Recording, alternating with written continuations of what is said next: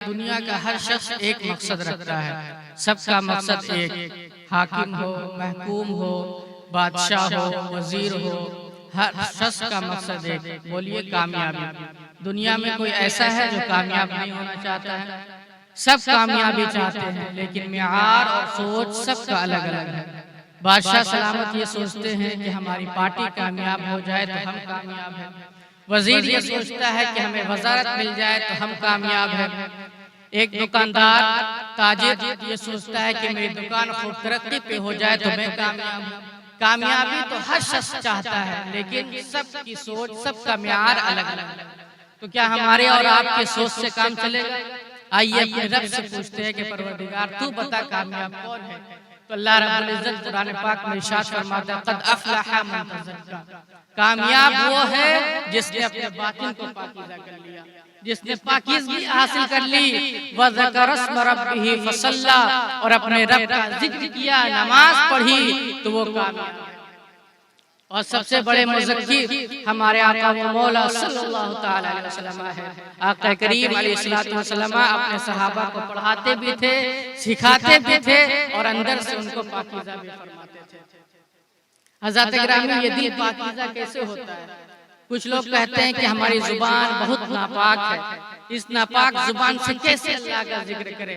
अरे अल्लाह के बंदे, क्या समझते हो ये जुबान सिर्फ पानी से पाक होता है? अगर गुनहगार होती है तो इसी रब के जिक्र से पाकीज़ा होती है। और ये जिक्र क्या है? हमारे खानकाह में उर्स के मौके पर खास तौर से जिक्र करवाया जाता है। अल्लाह अल्लाह की ज़र्ब जब दिल पर पड़ती है तो ये दिल पाकीज़ा होता है। और कुरान में जिक्र है। अल्लाह रब्बुल इज्जत कुरान पाक में इरशाद फरमाता है, इन्ना नहनु नज़्ज़लना ज़िक्र व इन्ना लहू लहाफ़िज़ून, कि हमने जिक्र यानी कुरान नाज़िल फरमाया और हम ही उसके मुहाफ़िज़ हैं। ये कुरान में जिक्र है। अच्छा एक बात बताइए, अब आखिरी वक्त तकरीर का वक्त तो खत्म हो चुका। एक बात बताइए, आप गाड़ी खरीदते हैं ना? गाड़ी खरीदते हैं ना शोरूम से? आप शोरूम जाते हैं तो गाड़ी खरीदते हैं तो उसके साथ एक किताब भी मिलती है। मोटरसाइकिल खरीदते हैं तो उसके साथ भी एक बुक मिलती है। तो उस बुक में लिखा क्या रहता है? उस बुक में लिखा रहता है कि ये गाड़ी जो आपने खरीदी है ये डीजल इंजन की है, इसमें डीजल डालिएगा। अगर पेट्रोल डालेंगे तो इंजन सीज हो जाएगा, रिजल्ट गलत निकलेगा। अगर पेट्रोल इंजन की है तो इसमें लिखा रहता है कि ये पेट्रोल इंजन की है, इसमें पेट्रोल डालिएगा। अगर डीजल डालेंगे तो रिजल्ट गलत निकलेगा, इंजन सीज होने का खतरा रहता है। तो जैसे कंपनी वाले गाड़ी बनाते हैं तो आपको समझाने के लिए, हिदायत के लिए, कितने किलोमीटर की रफ्तार से चलाएंगे तो आपका एवरेज सही आएगा, इसको चलाना कैसे है, इसमें डालना क्या है, उस किताब में लिखी रहती है। ये सब सारी हिदायत उस किताब में लिखी रहती है। तो जैसे दुनिया वाले, कंपनी वाले गाड़ी बनाते हैं तो एक बुक भी देते हैं, वैसे हमारे और आपके रब ने जब हमें और आपको पैदा किया तो उसके साथ एक किताब भी नाज़िल फरमाई। उसका नाम है कुरान अज़ीम। कुरान अज़ीम में है कि तुम्हें अपने इस जिस्म में डालना क्या है। अगर हलाल डालोगे तो तुम्हारा जो है जिस्म जो है सही रहेगा। अगर हराम डालोगे इस जिस्म में तो तुम्हारी निगाहें भी बहकेंगी, तुम्हारे सोच भी गलत उठेंगे, तुम्हारी निगाहें भी गलत हो जाएंगी, तुम्हारे कदम भी फिसलेंगे, तुम्हारे हाथ भी गलत उठेंगे। तो कुरान ने हमें समझा दिया कि तुम्हारी निगाहें कब सही उठेंगी, तुम्हारे कदम कब सही उठेंगे, तुम्हारी सोच कब सही होंगी, जब कुरान के मुताबिक इसमें। तो कुरान की जरूरत है कि नहीं जरूरत है? तो कुरान को पढ़ें, कुरान की तिलावत करें, आपका दिल पाकीज़ा होगा। आज मैं बहुत मुबारकबाद देना चाहता हूँ उन माँ बाप को जिनके बच्चे हाफिज की शक्ल में इस मदरसे से फारिग हो रहे हैं। मैं बहुत मुबारकबाद पेश करता हूँ कि उन्होंने अपने बच्चों को मदरसे में दाखिला करवाया, अलीमिया फैजुल उलूम में दाखिला करवाया और उनके तालीम का इंतजाम किया।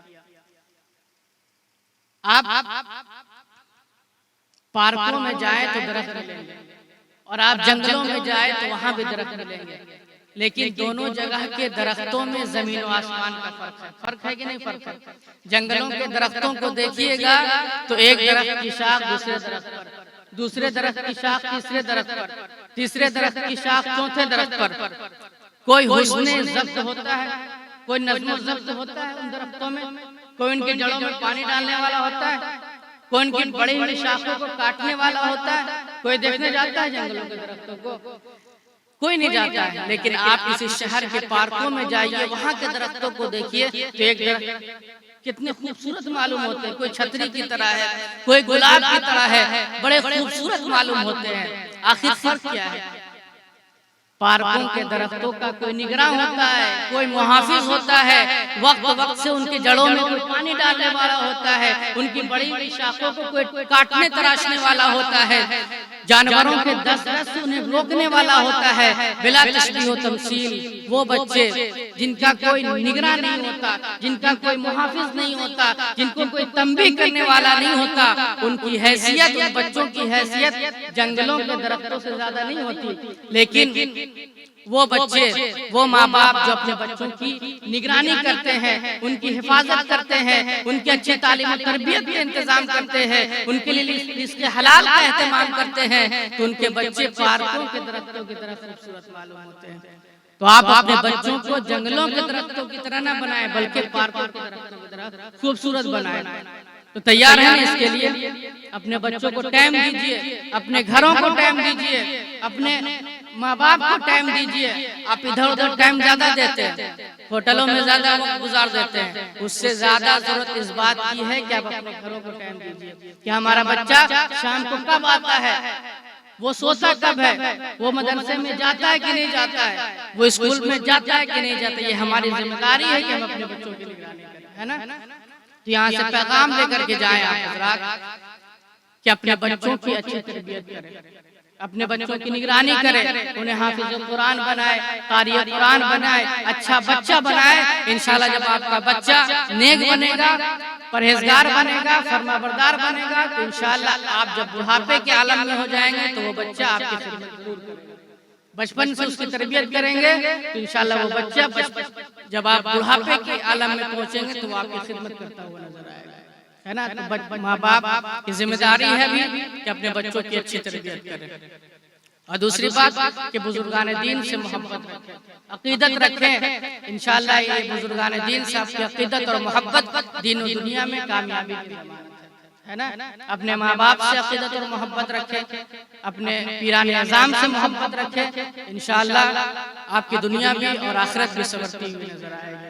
हज़रत शेख सादी रहमतुल्लाह अलैह छोटे बच्चे थे, तो वो अपने वालिद साहब के साथ गए मेला देखने के लिए। छोटे बच्चे जाते हैं ना मेला देखने के लिए, तो मेला देखने के लिए गए तो वालिद साहब ने कहा कि बेटा देखो ये उंगली मजबूती से पकड़े रहना, उंगली मत छोड़ना।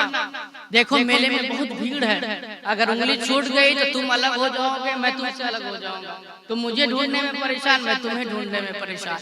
इसलिए उंगली जो है मजबूती से पकड़े रहना, छोड़ना नहीं। शेख सादी फरमाते हैं कि जब मैं मेले में गया तो इतनी भीड़ थी मेले में और इतनी अच्छी अच्छी चीजें थी कि वालिद साहब की उंगली कब हाथ से छूटी पता ही नहीं चला।